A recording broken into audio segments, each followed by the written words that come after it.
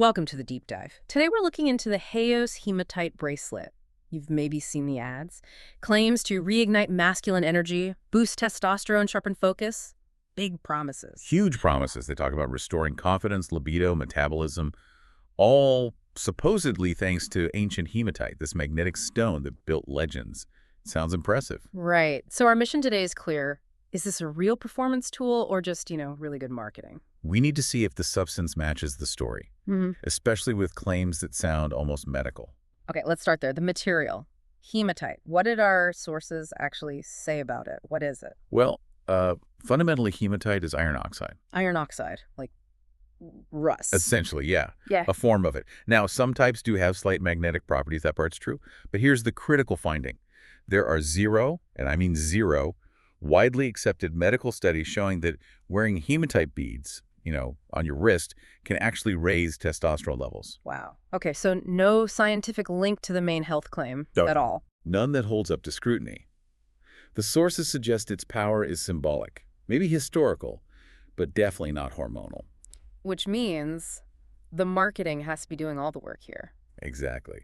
And that's where the sourcing deep dive got really interesting. Those review sites flagged some major red flags. Like what? Well, the consensus points towards it being a pretty typical drop shipping item. Ah, so buying cheap somewhere else and selling high with a fancy story. Pretty much. You see those as seen in badges on their site, often unverified. Classic tactic. And the price. That usually tells a story too. It sells for about $40, right? Around that, yeah. But here's the kicker. Our research found similar, like almost identical generic hematite bracelets available on bulk sites for maybe $1, sometimes even less. $1 versus $40. Yep, that difference. That's what you're paying for the legend, the marketing, the website, all of that, not the core product's cost. Okay, and what about the sales tactics? Heavy discounts, only a few left, that kind of thing. Oh yeah, standard e-commerce urgency plays.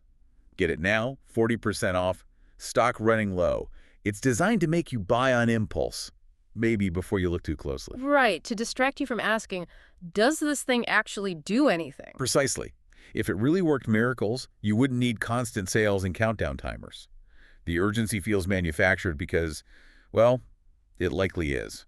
And does this low-cost sourcing match up with what users actually experience? It seems to. General feedback on magnetic hematite bracelets, not just Hemios, rarely mentions significant physical changes. Plus, there's a quality issue.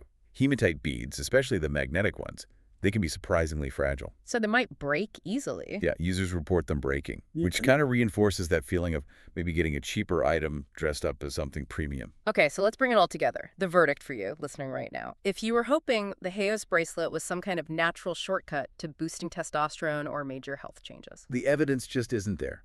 It's basically marketing hype wrapped around a stylish accessory. So if you like how it looks, fine, it's a piece of jewelry. Enjoy it. Absolutely.